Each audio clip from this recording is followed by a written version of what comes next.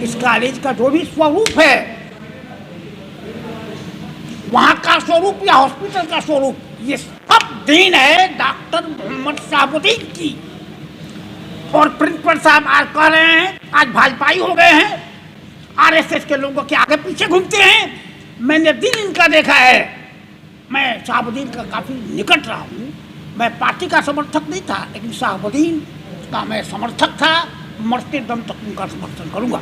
शहाबुद्दीन बोले, आपके सवालों के पहले मैं दो शब्द आपको कह देना चाहूँगा।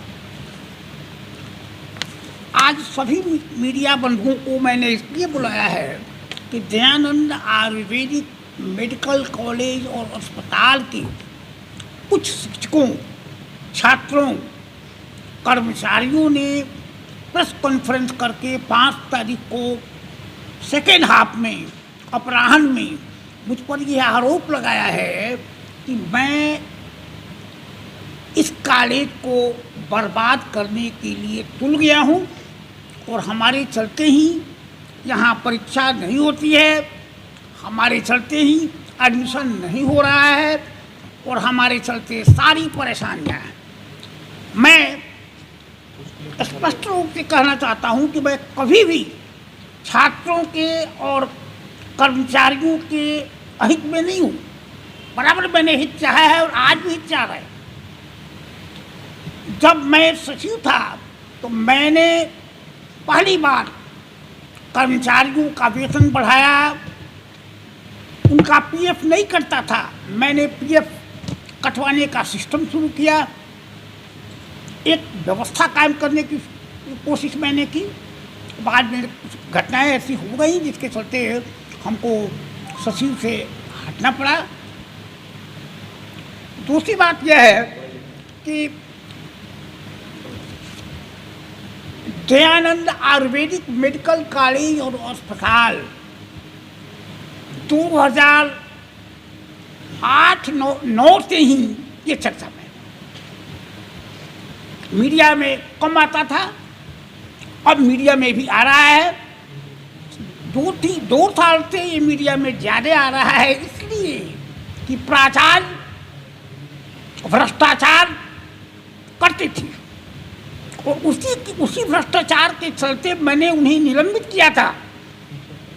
महामहिम के आदेश से वे निलंबन मुक्त हुए थे और एक जांच समिति बनी थी। जांच समिति ने इनके विरुद्ध कड़ी टिप्पणी की है। अगर कहिएगा तो कुछ पार्ट में दिखा दूंगा।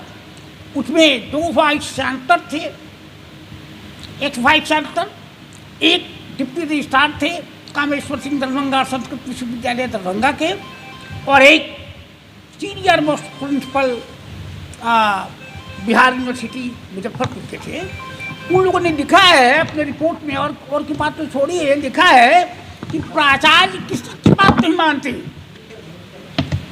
सेक्रेटरी की बात तो छोड़िए, मैनेजिंग कमेटी की बात नहीं मानते, कुलपति की बात नहीं मानते, और सबसे बड़े जो होते हैं विश्वविद्यालय के पदाधिकारी, ऑल इन ऑल महामहिम राज्यपाल की बात भी नहीं मानते।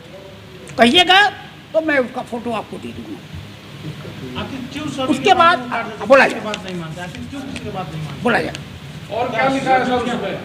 जी, और क्या लिखा है उसमें? उसमें लिखा है कि इन पर दंडात्मक कार्रवाई की जाए और इन्होंने जितना भ्रष्टाचार किया है उसकी और जांच की जाए। इनकी डिग्री बीए एमएस से इन्होंने पीएचडी किया है, उसका कोई प्रावधान नहीं है। इसकी जांच विश्वविद्यालय को करनी चाहिए। रिपोर्ट इतनी मोटी है, वो रखी हुई है, ये रिपोर्ट है, मैं आपको दिखा दूँगा बेटा, जिस पर खाली लिखा है कुलपति, ये देखिए इतनी मोटी रिपोर्ट है, जांच समिति की रिपोर्ट है। और रिपोर्ट को यहाँ के लोगों ने ठंडे बक्से में करवा के रख दिया। उसमें राजनेता भी थे।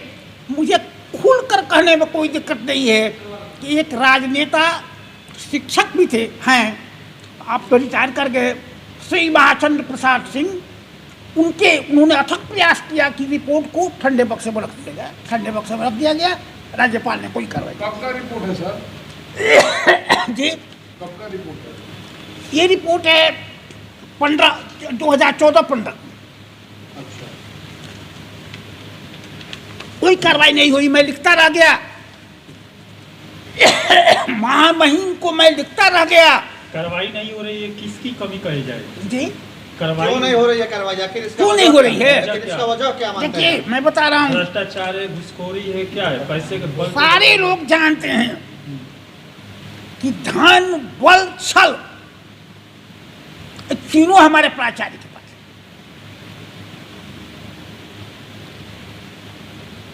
धन बल और छल के चलते इस पर कार्रवाई नहीं हो रही है।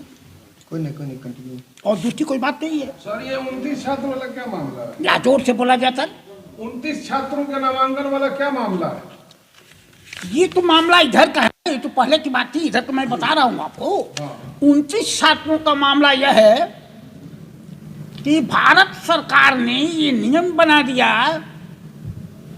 कि 2020 से किसी भी छात्र का नामांकन मेडिकल में या इंजीनियरिंग में नहीं हो सकता है अगर वो नीट नहीं। क्वालिफाई नहीं करता है।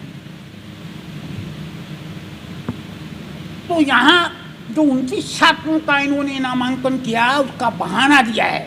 बहाना यह दिया है कि सुप्रीम कोर्ट ने एक जजमेंट में लिखा है कि ये छात्र चूँकि परेशान है, वो हरियाणा का और पंजाब हाई कोर्ट का जजमेंट था, उसमें टेम्परेरी रिलीफ दिया गया था। छात्र गए सुप्रीम कोर्ट, तो सुप्रीम कोर्ट ने कहा कि भाई ठीक है, आप लोग को मैं परमिशन देता हूँ विशेष स्थिति में, लेकिन कहीं पर ये दोहराया नहीं जाएगा। एग्जाम्पल आप नहीं बना सकते हैं, क्योंकि जो मापदंड है वो मैं नहीं कम करूँगा। तो उसी का उदाहरण लेके और बात सुन लीजिए। मज़ेदार बात यह है, उसमें जो है था कि फलना डेट तक जितनी एडमिशन दिया है सुप्रीम कोर्ट में, फलना डेट तक जो एडमिशन दिया है, नवंबर का कोई डेट था जहाँ तक मुझे याद नहीं है, उस डेट तक जो एडमिशन लिया है उसी को ये लाभ मिलेगा और उसी लड़के के लाभ मिलेगा जो कोर्ट में आया है, जो सुप्रीम कोर्ट में आया है अपील में। इन्होंने क्या किया कि इसको अपने में ले लिया कि भाई सुप्रीम कोर्ट का आदेश है कि फलाना तारीख के पहले जो एडमिशन हुआ है तो एडमिशन इन बैक डेट में, एडमिशन तो किया बाद में, लेकिन बैक डेट पे दिखाया कि ये नवंबर में हो चुका है, जबकि सबका एडमिशन जो है वो हुआ है फरवरी मार्च में।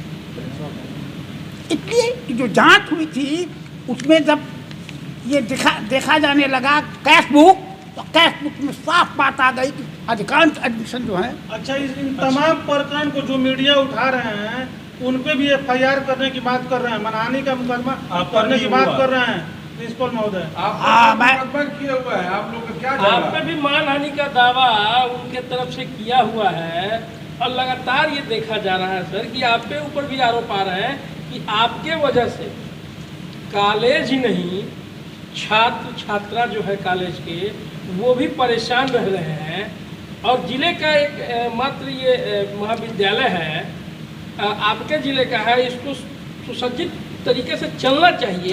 ये उन लोगों का भी कहना है कि अगर सर ऐसा करे कि वो सुसज्जित तरीके से चले। आपकी क्या दुश्मनी है सर? आप मुझे प्रजापति त्रिपाठी प्राचार्य से कोई दुश्मनी नहीं है। प्रजापति त्रिपाठी नाते में मेरे साले लगते हैं। मेरे चचेरी बहन की शादी, मेरे चचेरे भाई जो पुलिस इंस्पेक्टर थे उनकी शादी इनकी चचेरी बहन से। तो जब मैं सेक्रेटरी हुआ तो इनको काफ़ी वार्निंग मैंने दिया कि भाई देखिए, हम दूसरे टाइप के आदमी हैं, हम भ्रष्टाचार बर्दाश्त नहीं करेंगे, अकर्मण्यता बर्दाश्त नहीं करेंगे। लाख वार्निंग के बाद भी इन्होंने अपना काम धंधा जारी रखा। हमने वार्निंग दिया, मैंने इनके जो छोटे भाई हैं इनके कर्तव्य दत्ता विश्वविद्यालय में, मैं नाम भूल रहा हूँ, वाचस्पति त्रिपाठी या क्या नाम है, त्रिपाठी? हाँ जी, उनको वार्निंग दिया है कि भाई देखिए ये ऐसा कर रहे हैं, इनको सस्पेंशन के अलावा मेरे पास कोई रास्ता नहीं था। वो भी आए थे हमारे घर पर, इनकी मैडम आई थी, इन लोगों ने कहा कि माफ़ कीजिए, अभी ऐसा नहीं करेंगे। लेकिन जब इन्होंने अपना रास्ता नहीं छोड़ा तो मैंने इनसे शोकोज किया। शोकोज का जवाब नहीं देना शुरू किया, शोकोज का जवाब नहीं देते थे। अंत में वित्तीय अनियमितता, एडमिनिस्ट्रेटिव लैप्सेज के आरोप में रजिस्टर चिट्ठी जाती थी, उसको लौटा देते थे कि मैं नहीं लूँगा, मैं इनको सेक्रेटरी नहीं मानता। ऐसी स्थिति में मुझे इनको निलंबित करना पड़ा। आपके ऊपर भी तो 1.5 लाख का गमन का आरोप लगा हुआ हाँ, था। बोला जाए, हाँ, ठीक है। मेरे ऊपर भी 1.5 लाख के गमन का आरोप है। जब मैंने उन्हें निलंबित कर दिया, जहाँ तक मुझे याद है इनका निलंबन हुआ था मार्च 2009 में। 2009 में मार्च में इनका निलंबन हुआ था। निलंबन के बाद, निलंबन के करीब 1.5 महीना, 1.5 महीना के बाद रख दिया गया, ठंडे बक्स में रख दिया गया। राज्यपाल ने कोई कार्रवाई। कब का रिपोर्ट है सर? जी, कब का रिपोर्ट है? ये रिपोर्ट है 2014-15। अच्छा, कोई कार्रवाई नहीं हुई, मैं लिखता रह गया। महामहिम को मैं लिखता रह गया। कार्रवाई नहीं हो रही है, किसकी कमी कही जाए? जी, कार्रवाई क्यों नहीं हो रही है कार्रवाई? आखिर इसका क्यों वजह नहीं हो क्या रही है? आखिर इसका वजह क्या मानते देखिए हैं? मैं बता रहा हूँ, भ्रष्टाचार है, घुसखोरी है, क्या है? पैसे के बल पे- सारे लोग जानते हैं कि धन, बल, छल, ये तीनों हमारे प्राचार्य के पास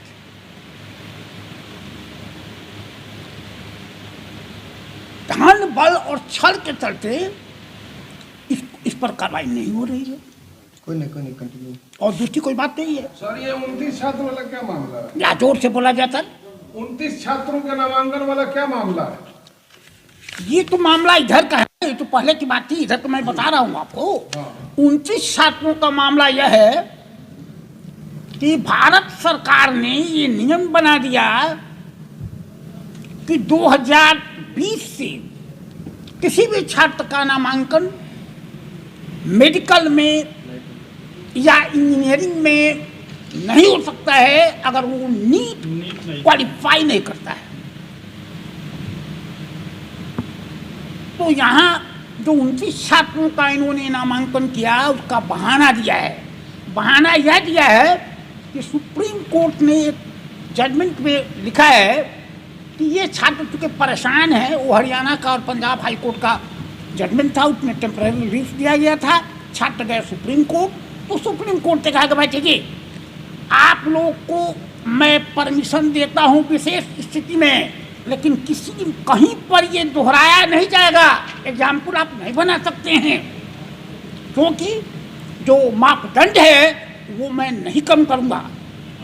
तो उसी का उदाहरण लेके और बात सुन लीजिए। मज़ेदार बात यह है, उसमें जो है था कि फलना डेट तक जितनी एडमिशन दिया है सुप्रीम कोर्ट में, फलना डेट तक जो एडमिशन दिया है, नवंबर का कोई डेट है जहाँ तक मुझे याद नहीं है, उस डेट तक जो एडमिशन लिया है उसी को ये लाभ मिलेगा और उसी लड़के के लाभ मिलेगा जो कोर्ट में आया है, जो सुप्रीम कोर्ट में आया है अपील में। इन्होंने क्या किया कि इसको अपने में ले लिया कि भाई सुप्रीम कोर्ट का आदेश है कि फलना तारीख के पहले जो एडमिशन हुआ है तो एडमिशन इन बैक डेट में, एडमिशन तो किया बाद में, लेकिन बैक डेट पे दिखाया कि ये नवंबर में हो चुका है, जबकि सबका एडमिशन जो है वो हुआ है फरवरी मार्च में। इसलिए जो जांच हुई थी उसमें जब ये देखा जाने लगा कैश बुक, तो कैश बुक में साफ बात आ गई कि अधिकांश एडमिशन जो है। अच्छा, इन तमाम प्रकरण को जो मीडिया उठा रहे हैं उन पे भी FIR करने की बात कर रहे हैं, मनहानि का मुकदमा करने की बात कर रहे हैं प्रिंसिपल महोदय। आप मुकदमा किए हुआ है, आप लोग का क्या आप दावा पे है? भी मानहानि का दावा उनके तरफ से किया हुआ है और लगातार ये देखा जा रहा है सर कि आप पे ऊपर भी आरोप आ रहे हैं कि आपके वजह से कॉलेज ही नहीं, छात्र छात्रा जो है कॉलेज के वो भी परेशान रह रहे हैं। और जिले का एक मात्र ये महाविद्यालय है, आपके जिले का है, इसको सुसज्जित तरीके से चलना चाहिए, ये उन लोगों का भी कहना है कि अगर सर ऐसा करे कि वो सुसज्जित तरीके से चले। आपकी क्या दुश्मनी है सर? आप मुझे प्रजापति त्रिपाठी प्राचार्य से कोई दुश्मनी नहीं है। प्रजापति त्रिपाठी नाते में मेरे सारे लगते हैं। मेरे चचेरी बहन की शादी, मेरे चचेरे भाई जो पुलिस इंस्पेक्टर थे, उनकी शादी इनकी चचेरी बहन से। तो जब मैं सेक्रेटरी हुआ तो इनको काफ़ी वार्निंग मैंने दिया कि भाई देखिए, हम दूसरे टाइप के आदमी हैं, हम भ्रष्टाचार बर्दाश्त नहीं करेंगे, अकर्मण्यता बर्दाश्त नहीं करेंगे। लाख वार्निंग के बाद भी इन्होंने अपना काम धंधा जारी रखा। हमने वार्निंग दिया। मैंने इनके जो छोटे भाई हैं, इनके कर्ता दत्ता विश्वविद्यालय में, मैं नाम बोल रहा हूँ, वाचस्पति त्रिपाठी, या क्या नाम है, क्या नाम है? त्रिपाठी। हाँ जी, उनको वार्निंग दिया है कि भाई देखिए, ये ऐसा कर रहे हैं, इनको सस्पेंशन के अलावा मेरे पास कोई रास्ता नहीं था।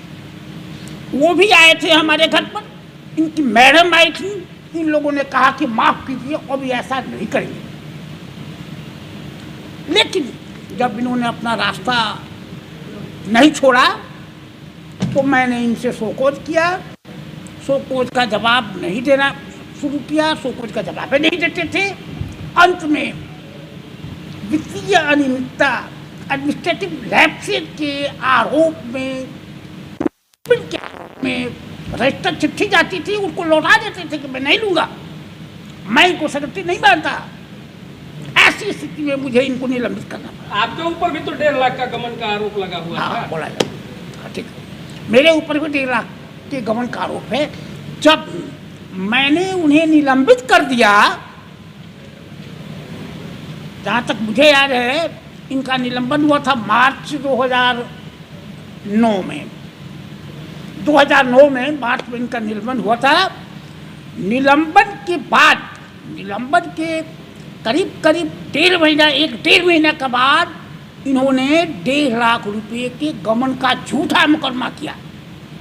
वैसे न्यायालय है, न्यायालय फैसला करेगा, न्यायालय में मुकदमा चल रहा है। कुछ चुनिंदा मीडिया कर्मियों को बुला करके वहाँ पर कुछ सीवान के वो मीडिया कर्मी जो वहाँ के भ्रष्टाचार से जुड़ी खबरें चलाते हैं, उनको धमकाया गया कि उन पर मानहानि हो जाएगा। इस बात को आप किस रूप में देखते हैं? किसी हालत में मानहानि नहीं होगी। उन्होंने अभी अखबार में लिखा है कि किसी आरोप का जवाब पाठक जी नहीं देते हैं। जो भी आरोप लगाया गया है वो सारा आरोप पाठक जी पर सही है। मैं आपको चुनौती देता हूँ प्रजापति त्रिपाठी को। मैंने एसडीएम सिवान से फर्स्ट क्लास तो मजिस्ट्रेट, सीमान के सबसे बड़े मजिस्ट्रेट पावर सबसे बड़ा उन्हीं का होता है, मैंने एफिडेविट करके महामहिम को दिया है। श्री महाचंद्र सिंह ने, इन्होंने सचिव जो हैं, उन्होंने यहाँ जांच में कहा कि ये कोई एफिडेविट देते नहीं है, ऐसे ही अनर्गल चार्ज लगाते हैं। तो मैंने कहा कि मैं दे देता हूँ। इन लोगों ने कहा कि नहीं, एफिडेविट नोटरी मजिस्ट्रेट जो होता है उन लोगों ने कहा नहीं, फर्स्ट क्लास मजिस्ट्रेट से। हमने कहा हम देंगे, मजिस्ट्रेट का कहिए, मैं डीएम का देंगे। मैंने दिया और सारे आरोप सही पाए गए हैं। और मेरा कहना सही है कि उनका कहना सही है। जांच रिपोर्ट के जो माननीय सदस्य हैं, जो अभी जीवित हैं, उनसे आप अभी तो उनका जो भी आरोप है वो तो अभी मीडिया के सामने आके नहीं कह रहे हैं। आपका ये कहना है कि वो शिक्षकों से कहवा रहे हैं। जी, कहवा रहे हैं। हम चाहते हैं, देखिए मैंने मीडिया को कहा है और लोगों से भी कहा है, उनके लोगों से भी कहा है कि अगर वास्तव में वे प्राचार्य हैं और सही शिक्षाविद हैं, ईमानदार हैं, तो मैं चुनौती देता हूं, सीमान के इंटेलेक्चुअल को बुलाया जाए और वे प्रश्न करें, मैं उत्तर दूंगा, अब मैं प्रश्न करूंगा, उसका उत्तर वो दे दें। इसके लिए वो तैयार नहीं है। आप लड़ाई लड़े 1 साल से, अब तक कोई रिस्पॉन्स मिला कि नहीं मिला? जी एक साल से आप लोग इसकी ये खबरें आ रही है, एक साल हो गया, अब तक कोई रिस्पॉन्स मिला कि नहीं मिला? देखिए, रिस्पॉन्स जैसा मिलना चाहिए वैसा नहीं मिला है, लेकिन रिस्पॉन्स मिल रहा है बहुत धीमी गति से। अच्छा, इस पर जनप्रतिनिधि अच्छा ये बताइए, जो जांच कमेटी आई थी, जांच कमेटी ने मीडिया के सामने ये बात कही थी कि जो प्रजापति त्रिपाठी हैं वो दोषी हैं, तो फिर आखिर आज तक कार्रवाई क्यों नहीं हो पा रही है? ये इसको कैसे देखते हैं आप, क्यों कार्रवाई नहीं हो पा रही है? मीडिया के मेरे बंधुओं, कुछ ऐसी पाबंदी होती है जिसमें चाह की कर भी कोई आदमी बोल नहीं सकता है, उसकी जबान बंद रहती है। ये सारा जो कुछ हो रहा है राजभवन से हो रहा है। अब यह जो है राजभवन के ऊपर किसी को स्पष्ट रूप से कमेंट करने का अधिकार नहीं है, कॉन्स्टिट्यूशन नहीं देता है। सर, उसी जांच रिपोर्ट में ये भी कहा गया है कि 2018-19 में जो एडमिशन हुआ है वो अवैध सत्र में हुआ है, वो भी गैर कानूनी ढंग से हुआ है। वो 18-19 से क्या मामला है? 18-19 का मामला यह है, वो तो मेरे पास पेपर से है, अगर चाहिए तो फोन दे देंगे। 18-19 का मामला यह है कि CCIM जो आजकल NCI ये सब हो गया है, उसकी बड़ी आई और उसने इंस्पेक्शन किया। क्या बात है? बताएं सर। हर साल बिना इंस्पेक्शन के इंजीनियरिंग कॉलेज या मेडिकल कॉलेज का रिन्यूअल नहीं होता है। कहा इस पूरे प्रकरण को आप न्यायपालिका जो है सर एक इसका उत्तर दे दे एक तो उसमें जो है, उसमें आया, टीम आई, टीम ने लिखा कि यहाँ पर कोई इंफ्रास्ट्रक्चर नहीं है and I recommend that war should not be admitted in session 18-19। उसने बिहार गवर्नमेंट ऑफ इंडिया को दे दिया, बिहार गवर्नमेंट को दे दिया और लिख दिया, चिट्ठी भी है मेरे सामने, आपको पढ़ा देते हैं। बिहार गवर्नमेंट को कहा कि आप इंश्योर कीजिए, यूनिवर्सिटी को कहा, कामेश्वर सिंह दरभंगा संस्कृत यूनिवर्सिटी को इंश्योर कीजिए। इंश्योर का मतलब समझते हैं, मैंने एकदम सुनिश्चित की। कुछ कर्मचारी कहते हैं कि साहबुद्दीन का इसमें योगदान नहीं है, इस पर आप क्या कहना चाहिए? देखिए, झूठी बात मैं नहीं बोलता, झूठी बात मैं नहीं बोलूँगा। यह कॉलेज जो है इसकी स्थापना पंडित रामचंद्र त्रिपाठी ने जरूर की थी, लेकिन खंडहर के रूप में 2 कमरे चल रहे थे संस्कृत कॉलेज के, उसी में 2 कमरे से खपड़े। इस कॉलेज का जो भी स्वरूप है, वहाँ का स्वरूप या हॉस्पिटल का स्वरूप, ये सब देन है डॉक्टर मोहम्मद शहाबुद्दीन की। और प्रिंसिपल साहब आज कह रहे हैं, आज भाजपाई हो गए हैं, RSS के लोगों के आगे पीछे घूमते हैं। मैंने दिन इनका देखा है, मैं शहाबुद्दीन का काफ़ी निकट रहा हूँ। मैं पार्टी का समर्थक नहीं था, लेकिन शहाबुद्दीन का मैं समर्थक था, मरते दम तक उनका समर्थन करूँगा। शहाबुद्दीन सिवान के और प्रतिनिधि इस पर आवाज़ क्यों नहीं उठाते? बहुत सारे देखिए, हमसे आप पूछिएगा तो हम ऐसी बात कहेंगे कि सारे जनप्रतिनिधियों को बुरा लगेगा। मैं स्पष्ट कहता हूँ, ये कलयुग है, कलयुग में क्या होता है आप लोग भली भांति बात जानते हैं, भली भांति जानते हैं। मैं एक माननीय विधायक की बात आपको बता रहा हूँ, कहिएगा तो मैं नाम या पता लगा लिया, मैं कह दूँगा। उन्होंने अखबार में निकाला कि कल प्रेस कॉन्फ्रेंस करूँगा, और हमारा फ़ोन नंबर उनके पास नहीं था। तो हमारे संबंधी एक हैं कांग्रेस के नेता पारसनाथ पाठक हंसुआ के, उनसे उन्होंने नंबर दिया, कहा इज्जत जा रही है, प्रिंसिपल कॉलेज को बर्बाद कर रहा है, कल प्रेस कॉन्फ्रेंस पर आइए, इसको हम बर्बाद करके छोड़ेंगे। 1 साल से लगे हुए, अभी तक कुछ नहीं हुआ। रास्ता बदलेंगे या वैसे ही चलते रहे? एक सेकंड सुन लीजिए। उसके बाद जो है नेक्स्ट प्रेस कॉन्फ्रेंस की जो बात थी 10 बजे दिन में IB में, हमको सवेरे 7 बजे फोन आ गया कि पोस्टपोन किया गया। इसलिए किया गया होगा, मुझे लगता है कि आपस में समझौता हो गया, बात खत्म। मैं किसी दिन नहीं डरता, जान जाइए आप। कितना भी बड़ा नेता हो, मैं डरने वाला नहीं हूँ। मेरी उम्र 79 होने जा रही है, अब क्या मैं डरूंगा? जिंदगी में नहीं डरा। मैंने शहाबुद्दीन भी जानते थे कि डरने वाले आदमी नहीं है। सर ये मान के चला जाए कि आयुर्वेदिक कॉलेज जो है सेंटर ऑफ करप्शन बन चुका है।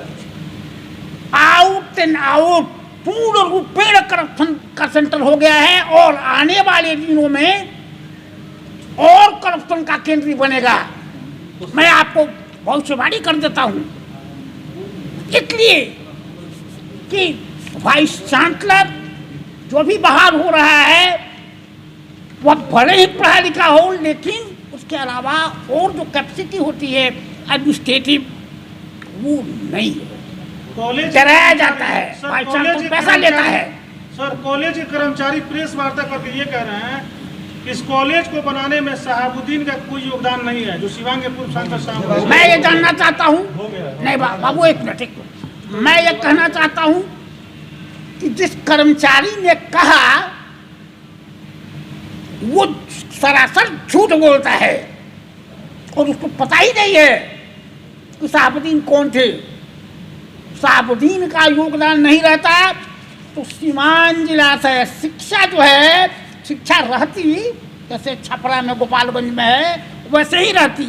उस उच्च शिक्षा को एक स्तर देने का काम अगर किया तो डॉक्टर मोहम्मद शहाबुद्दीन ने किया। आज की प्रेस वार्ता का कारण क्या रहा? पढ़ा जाए। आज की प्रेस वार्ता का कारण क्या रहा जी, आज की प्रेस वार्ता का क्या कारण रहा? आज प्रेस वार्ता का कारण यह है कि 5 तारीख को वहाँ के एम्प्लॉई ने, वहाँ के टीचर ने हमारे खिलाफ बहुत सा विषबमन किया, गलत आरोप लगाए, हमारी छवि धूमिल हुई। इसीलिए मैंने सोचा कि प्रेस को बुलाकर मैं अपनी स्थिति स्पष्ट करूं। सर वर्तमान में जो आयुर्वेदिक कॉलेज का शासी निकाय है, गवर्निंग बॉडी है, क्या उस गवर्निंग बॉडी को, शासी निकाय को अविलंब राज्यपाल के द्वारा आदेश देना चाहिए कि निरस्त कर दिया जाए? आदेश क्या देना चाहिए? मैं आपसे कहता हूं कि जो उच्च स्तरीय जांच समिति बनाई थी पूर्व राज्यपाल ने, श्री फागू चौहान ने, उसने रिकमेंड किया है इमीडिएट शासी निकाय को भंग किया जाए। इमीडिएट का मतलब समझते हैं आप? तुरंत। और उसकी जगह पर एडहॉक कमेटी बनाई है। आयुर्वेदिक कॉलेज सर अगर देखा जाए पॉलिटिकल, अगर हम लोग परिप्रेक्ष्य में देखते हैं तो ऐसा लगता है कि जैसे एक पार्टी विशेष का वहाँ पर एक जमावड़ा लग गया है। पार्टी विशेष का जमावड़ा नहीं है, पार्टी विशेष का और जात विशेष का जमावड़ा है। मैं ये कहता हूँ एक भी माइनॉरिटी का कोई टीचर नॉन टीचर है वहाँ? कितने राजपूत हैं, कितने भूमिहार हैं, कितने बैकवर्ड कास्ट के लोग हैं? ये आप गंभीर आरोप लगा रहे हैं, मतलब क्या जातीयता भी करते हैं क्या प्रिंसिपल साहब जो है वहाँ के? पार्डन? जातीयता भी करते हैं, कास्टिज्म? प्रिंसिपल साहब घोर जातिवादी हैं, जातीयता नहीं करते हैं, घोर जातिवादी हैं। हमको थ्रेटिंग दिया गया है, हमारा सामाजिक बहिष्कार उन्होंने कराया है, करा रहे, लेकिन मैं तैयार अंतिम दम तक, जब तक मेरी सांस रहेगी तब तक मैं लड़ूंगा। और उसके बाद अगर दूसरे जीवन में जाऊंगा, भगवान ने अगर आदमी बनाया और उनको भी आदमी बनाया तो मैं वहां भी इनको नहीं छोड़ने जा रहा। बोलिए जी।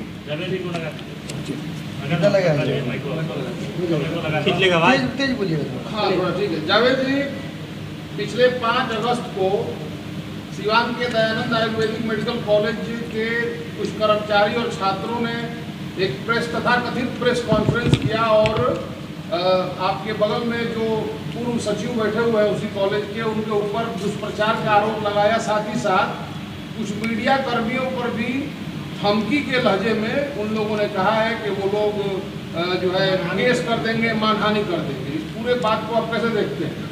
देखिए, कुल मिला के एक बात तो तय है कि जब पूर्व प्रचार श्रीमान बीपीएन पाठक जी कोई आरोप लगा रहे हैं जब पूर्व मंत्री विक्रम कुंवर जी कोई आरोप लगा रहे हैं तो वो बिना तथ्य और बगैर सच्चाई की तो आरोप लगेगा नहीं, पहली बात।